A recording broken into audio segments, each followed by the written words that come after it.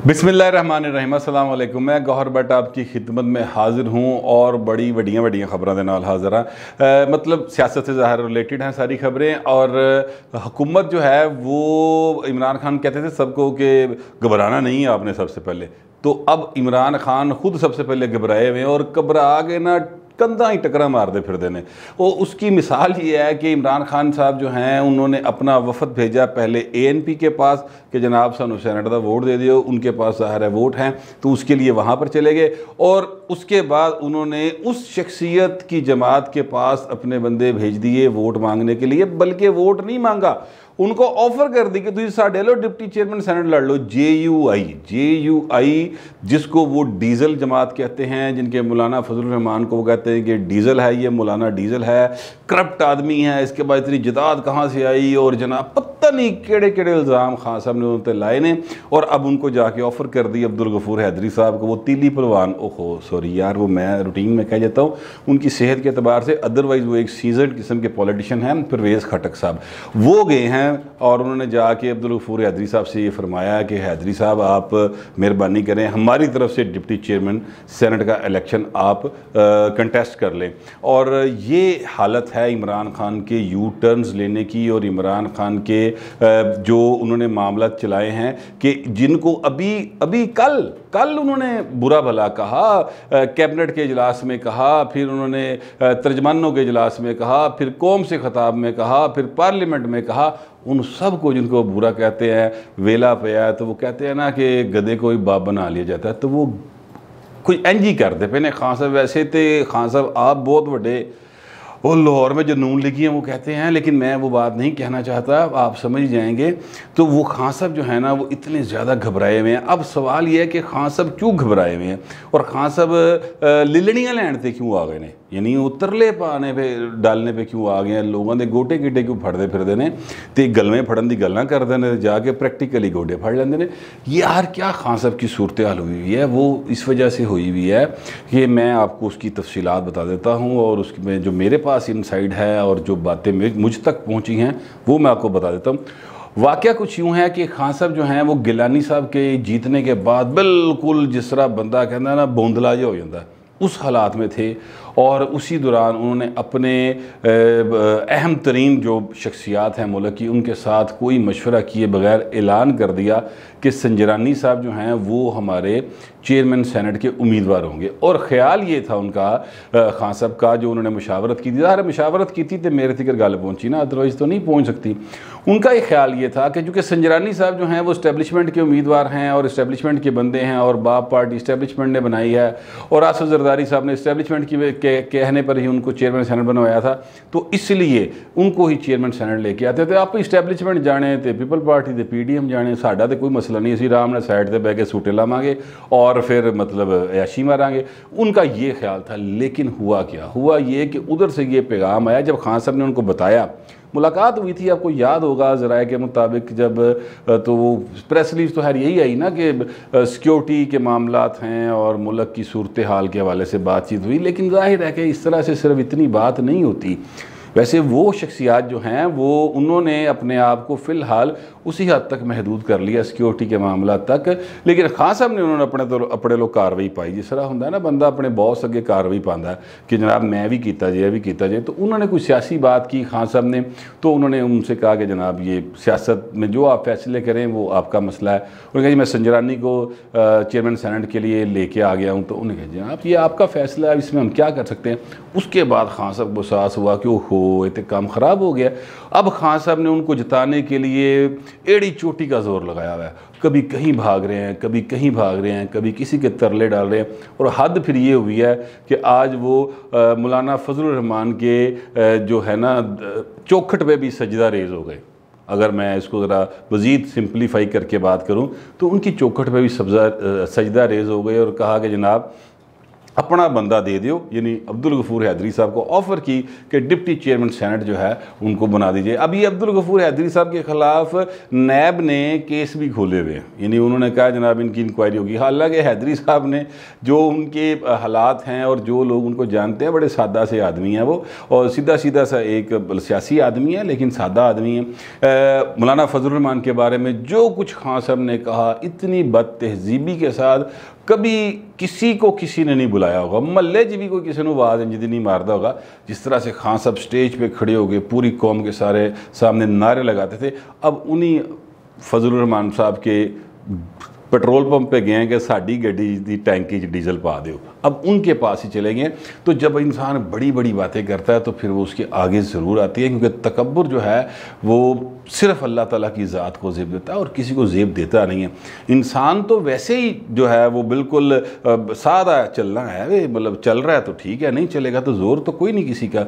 लेकिन खान साहब जो है ना वो इस बात को समझते नहीं। और वैसे खान साहब ही नहीं, कोई भी जो इक़्तिदार में होता है ना और उसके इर्द गिर्द खुशामद करने वाले बहुत सारे लोग होते हैं, तो फिर वो इस बात को समझते नहीं है, ये बात उस वक्त उनको समझ नहीं आती। हालांकि खान साहब ने तस्बीह भी पकड़ी होती है और ज़ाहिर है एक ये समझा जाता है कि वो दुरूद शरीफ पढ़ रहे होंगे या वो कोई ना कोई आयत का विरद कर रहे होंगे, लेकिन खान साहब ने तस्बीह ज़रूर पकड़ी होती है। ये पता नहीं हुण दाने दे पढ़दे की ने, ये मैनू नहीं पता, लेकिन खान साहब जो हैं वो जो बात करते हैं और जो एक्ट करते हैं वो बिल्कुल एक दूसरे के मुतसादम होता है। और खान साहब की ज़िंदगी में इतने ज़्यादा यू टर्न्स हैं कि वो हुणों मतलब वो राउंड अबाउट ही बन गए हुए हैं, मतलब उनका कोई वो नहीं रहा। बहरहाल ये सूरत हाल जो बनी हुई है इसमें मेरी इतलात ये हैं कि चूँकि इस्टेब्लिशमेंट जो है वो थोड़ी सी साइड पे हो गई है और खान साहब घबराए फिर रहे हैं, मुख्तलिफ सेंटर्स के साथ रब्ते कर रहे हैं और उनसे कह रहे हैं कि जनाब आप हमारी तरफ आ जाए। इसलिए मैं अब ये प्रेडिक्शन करने लगा हूँ, ये मेरा अंदाज़ा है, ये मेरी सियासी प्रेडिक्शन है, मतलब ये कोई ख़बर नहीं है कि गिलानी साहब जो हैं वो चेयरमैन सेनेट का इलेक्शन जीत जाएंगे। और इसलिए जीत जाएंगे कि आपने मतलब अब इसकी थोड़ी पैडिंग करता हूँ अपनी साफ़ती ज़बान में कहते हैं, तो वो मैं आपको बताता हूँ इसके दलाइल। चले मैं आपको आसान कर देता हूँ, दलाइल क्या है मेरे पास इस प्रेडिक्शन के पीछे। एक तो मैंने आपको बताया कि वो PTI जो है वो हर थां ते जाके संजरानी लई मुँह मार रही है, यानी वो वोट मांग रहे हैं। अपने बदतरीन मुखालफिन के घरों में भी गए हैं और मौलाना साहब की दरबार में भी हाज़िरी दी है उन्होंने।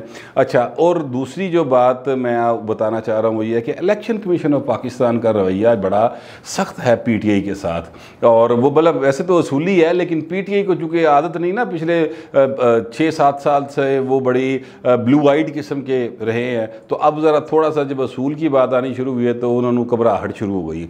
तो वो गए थे आज अली ज़फ़र साहब और उन्होंने कहा जी कि अली हैदर गिलानी को भी आप डिस्क्वालीफाई करें और उनका जो गिलानी साहब हैं, यूसुफ रज़ा गिलानी साहब, उनका भी रिज़ल्ट आप रोक लें क्योंकि उन्होंने करप्शन की है और पैसे हैं और ये है वो है। तो आगे से उन्होंने पहले तो कहा कि जनाब अगर उन्होंने पैसों की ऑफ़र की है तो जिनको ऑफ़र की है उनको भी तो लेके आए ना। रिश्वत लेने वाला अगर गुनाहगार है तो देने वाला गुनाहगार है, तो लेने वाला भी तो उतना ही गुनाहगार है। उन 4 MNAs को भी लेके आए आप, और जो आप ये सजा कर रहे हैं हम मुस्तरद करते हैं, हम उनका रिज़ल्ट नहीं रोकेंगे। किसी के कहने पर हम इस तरह से नहीं कर सकते। हमारे नज़र में इलेक्शन शफाफ हुए हैं, ना हमने किसी चीज़ का नोटिस लिया, आप एप्लीकेशन लेके आए हैं, हम इसके ऊपर समाअत ज़रूर करेंगे, लेकिन आप ये ना कहें कि हम जो है ना आपके कहने पर वो नोटिफिकेशन रोक देंगे, ऐसा बिल्कुल नहीं होगा। ये उन्होंने बाकायदा तौर पर उनकी मुस्तरद कर दी। अब चूँकि इलेक्शन कमीशन ऑफ पाकिस्तान के कोई इंडिपेंडेंस ज़रा सी डस्के के इलेक्शन से शुरू हुई है एक्चुअली, तो वो डस्के के इलेक्शन से शुरू होने वाली इंडिपेंडेंस जो है वो फिर सुप्रीम कोर्ट में भी आपने देखा उनका मौक़िफ़, फिर आपने देखा कि जनाब जो सेनेट का इलेक्शन हुआ वो खुफिया बैलेट के ज़रिए हुआ, फिर उसके बाद आपने देखा कि उन्होंने जो रिज़ल्ट दिए उस पर वो स्टैंड भी कर रहे हैं। तो इस वजह से मैं कह रहा हूँ कि इस्टेब्लिशमेंट चूँकि वो अपने आप को उन्होंने थोड़ा सा गैर जानिबदार कर लिया है, इस वजह से हालात ये है कि 52 वोट एक्चुअली 53 तो हैं, लेकिन चूँकि डार साहब जो हैं वो पाकिस्तान से बाहर हैं, वो नहीं आ सकते, इसलिए जो 53वां वोट है ना वो आप कंसीडर ना करें। अलबत्ता 52 वोट्स जो हैं वो PDM के पास हैं, 47 हैं अपना हुकूमती इत्तेहाद के पास। और मेरी इतलात अब ये हैं कि जनाब जो PDM के लोग हैं उन्होंने हुकूमती इत्तेहाद के अंदर भी राब्ते किए हैं। मसलन MQM के साथ राब्ते हुए, काफ लीग की तरफ पीपल्स पार्टी के चेयरमैन गए थे और उन्होंने ये कहा कि जनाब हम आपके लिए बेहतर करेंगे, इनकार नहीं किया। चौधरी शुजात हुसैन की तरफ से आज बाकायदा इसकी बाकायदा एक प्रेस रिलीज जारी छपी हुई है तमाम अखबारात में और सारे TV चैनल्स में भी चली, आपने भी देखी होगी कि उन्होंने कहा कि हमने ना उन्हें इनकार किया, ना ही उनके साथ कोई बदतहजीबी की है। फिरदौस अशरफ अवाम साहबा हमारे बारे में इस तरह की बात करने से आइंदा से गुरेज करे। बड़ा सख्त रद्द-ए-अमल दिया है चौधरी शुजात हुसैन ने। उसकी वजूहात भी कुछ हैं, वो भी मैं आपको बताऊँ। चौधरी भी ज़रा थोड़े जे तिंगड़े पिंगड़े हुए, वो मैंने कल भी जिक्र किया था। उसकी क्या वजूहात हैं उसके बारे में भी मैं आपको आगाह करता हूँ। चले मैं आपको इसी बारे में पहले आगाह कर देता हूँ कि जो पंजाब में सूरत हाल है वो भी अब तब्दीली की तरफ हवाएँ चल पड़ी हैं। मरीम नवाज साहबा ने ये कहा कि जनाब हम अक्सरियती पार्टी हैं, यानी सेकंड लार्जेस्ट पार्टी हैं, तो हम परवेज़ लाई उनका बंदा है, उनसे मुराद उनका मतलब था कि इस्टेब्लिशमेंट का बंदा है, तो हम उनके बंदे को अपनी तरफ से ला के किस तरह से बना दें वज़ीर आला पंजाब। ये बड़ी लॉजिकल बात है उनकी, एक बात समझ आती है कि हम क्यों बना दें जनाब। तो इसलिए उन्होंने ये तो एक ऑप्शन ख़त्म हो गई। जो मैंने कल कहा था आपसे कि परवेज़ लाई के पास की सियासत जो है वो दाव पे लगी हुई है और वही सूरत हाल इस वक्त मौजूद है, जिस वजह से चौधरी बरादरान जो हैं वो भी थोड़े से सख्त रवैये के साथ चल रहे हैं। और आपने देखा होगा कि चौधरी परवेज़ लाई जो हैं उन्होंने DC फैसलाबाद को जिस तरह रगड़ा दिया। आज DC फैसलाबाद जनाब पूरी टीम और फैला समेत होते खलोता सी चौधरी साहब के दरबार में हाज़िर हुआ था। तो बहरहाल वो एक अपनी जगह पे सूरत हाल जा रही है, लेकिन जो ख़बर है वो ये है कि अगेन इस्टेब्लिशमेंट की तरफ से ये कह दिया गया है इमरान खान को कि जनाब पंजाब में तब्दीली बहुत ज़्यादा ज़रूरी है, बुज़दार के साथ गुजारा नहीं हो सकता और बुज़दार को आप चेंज करें, परवेज़ लाई को ले आएँ। पहली प्रायोरिटी उन्होंने ये दी कि परवेज़ लाई को ले आएँ। और दूसरी जो ऑप्शन है वो खान साहब ने रखी हुई है और वो मेरे ज़राए कहते हैं कि राजा बिशारत साहब जो हैं उनके लिए वो खान साहब का ख्याल है कि अगर चेंज ही करना है तो फिर वो कर लिया जाए। ये फ़ैसला जो है वो बहरहाल खान साहब ही को करना है और खान साहब ने इस फ़ैसले के हवाले से मुशावरत भी की, जिसके बाद ज़ाहिर है बातें बाहर आई हैं। और वो फ़ैसला कब करते हैं, आज करते हैं, कल करते हैं, परसों करते हैं, लेकिन कहा यही जा रहा है कि फ़ैसला होने जा रहा है। और ये अगर फ़ैसला हो गया तो उसके बाद क्या होगा कि चेंज हो जाए तो फिर चेंज कितनी मुश्किल हो जाएगी इनके लिए, वो भी मैं आपको उसकी सूरत हाल सामने रखता हूँ। राजा बिशारत साहब के बारे में आपको बता दूँ कि राजा बिशारत साहब जो हैं वो मुस्लिम लीगी हैं। उन्होंने 1997 से 1999 तक जो शहबाज शरीफ की गवर्नमेंट थी पंजाब में उसमें वज़ीर कानून थे। फिर उसके बाद परवेज़ लाई की गवर्नमेंट आई तो वो उसमें वज़ीर कानून थे। उसके बाद जब बुज़दार की हुकूमत आई है तो वो फिर वज़ीर कानून है।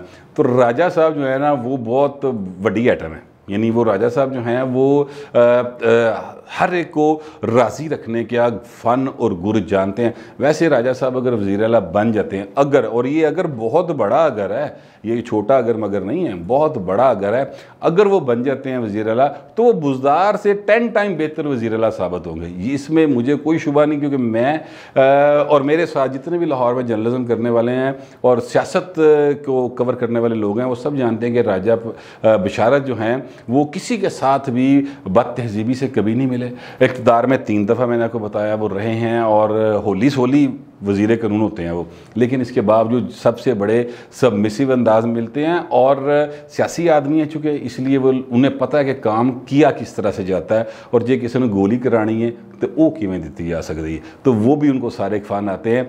अब मैं ये बताना चाहता हूँ कि अगर जो है वो मैंने कहा बहुत बड़ा अगर है, वो क्या है, वो इसी ज़ुमरे में मैंने लफ्ज़ इस्तेमाल किया था कि अगर वो चेंज की तरफ जाते हैं तो क्या चौधरी परवेज़ लाई साहब जो हैं वो राजा बिशारत को वोट दे देंगे, अपने 10 वोट दे देंगे?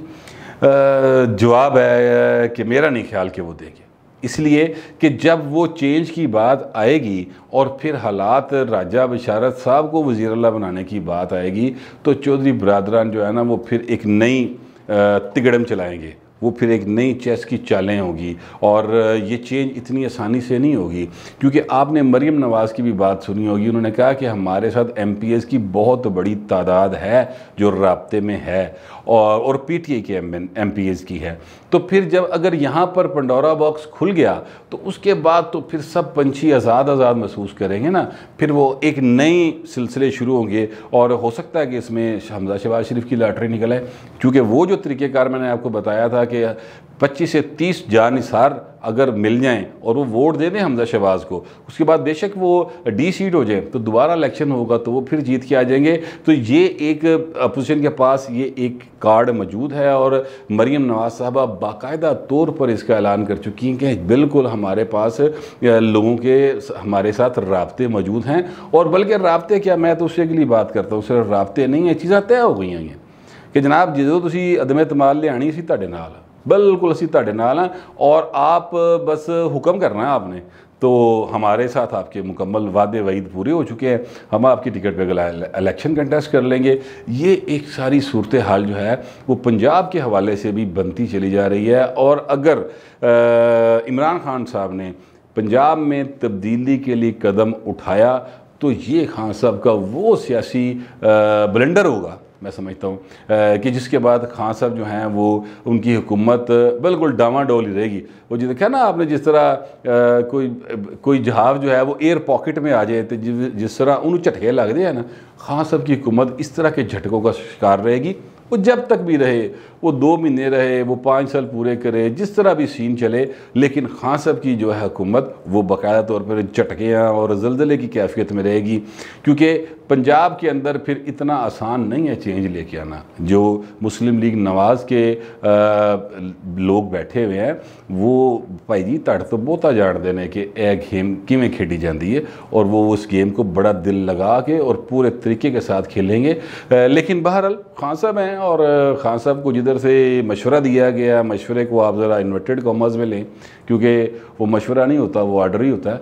तो वो जो जिस तरफ से वो आर्डर शार्डर आया है उसमें अब सूरत हाल जो है वो खान साहब के लिए फैसला कुन मराहल की तरफ जा रही है।